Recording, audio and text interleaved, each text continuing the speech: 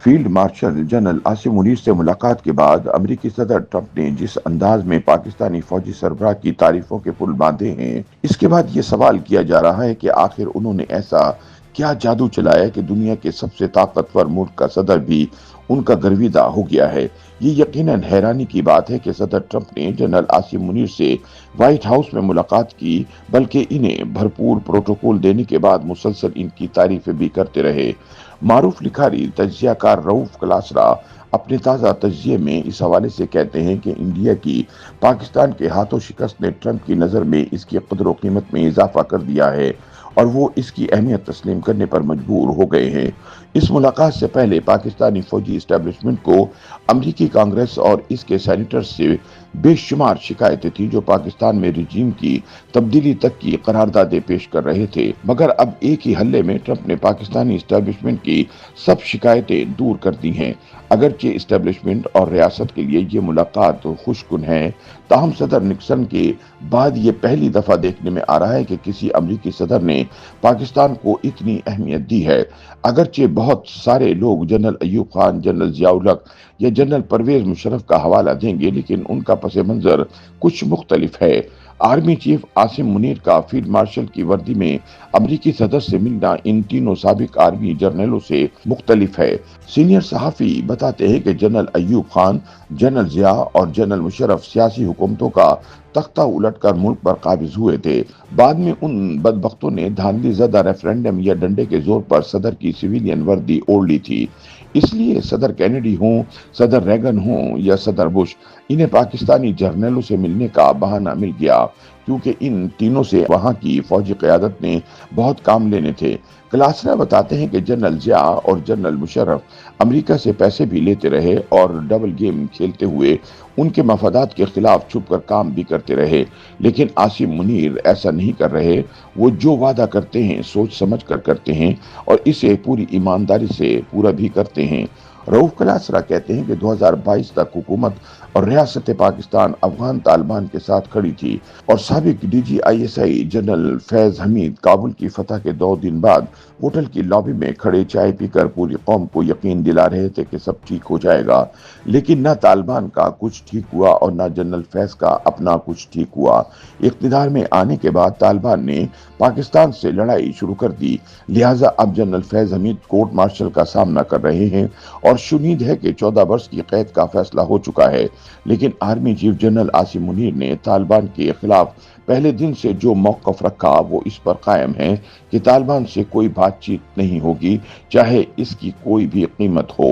اس لیے ٹرمپ جیسا صدر انہیں وائٹ ہاؤس میں مدعو کر کے پروٹوکول دے رہا ہے، جس پر پورا بھارت اور مودی بہت سیخ پا ہیں۔ صدر ٹرمپ اور امریکہ سمیت دنیا کے شاید کسی ملک کے سان و گمان میں بھی نہ ہوگا کہ پاکستان بھارت جیسی فوجی قوت سے نہ صرف ٹکرا جائے گا بلکہ اس کے 6-7 جہاز گرا کر اسے دھول بھی چٹا دے گا۔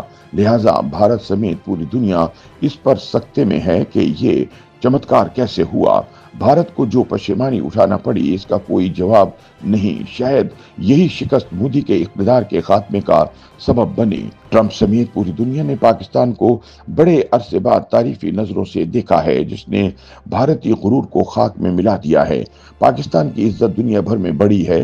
اس کے علاوہ پاکستان نے ٹرمپ کے کہنے پر نہ صرف فوری سیز فائر کر لیا بلکہ سارا کریڈٹ ہی ٹرمپ کو دے دیا، جبکہ بھارت اور مودی اب تک اس سے انکاری ہیں۔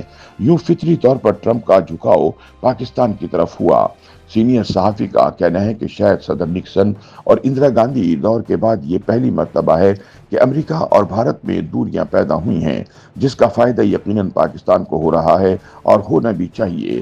پھر فیلڈ مارشل عاصم منیر نے واشنگٹن میں امریکن پاکستانیوں سے خطاب میں اپنا ٹرمپ کارڈ شو کیا کہ امریکہ یوکرین سے 400-500 ارب ڈالر کے منرلز کے ٹھیکے چاہتا ہے، جبکہ پاکستان کے پاس $1 ٹریلین کے منرلز موجود ہیں۔ امریکہ ہم سے سرمایہ کاری کے معاہدے کرے، امریکہ بھی منافع کمائے اور پاکستان بھی ڈالر کمائے۔ اس کے علاوہ پاکستان کرپٹو کرنسی میں ٹریڈ اور تعاون کے معاہدے کر رہا ہے۔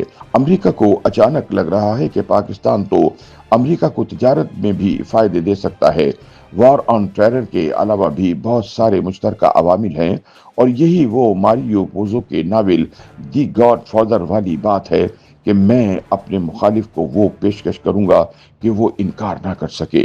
लिहाजा मैं समझता हूं कि यही वो पेशकश है जो आर्मी चीफ ने अमेरिका को की है। रऊफ कलासरा कहते हैं कि जब तक कश्मीर का मसला हल नहीं हो जाता, हमें ट्रंप और अमेरिका को अपनी तरफ रखना होगा।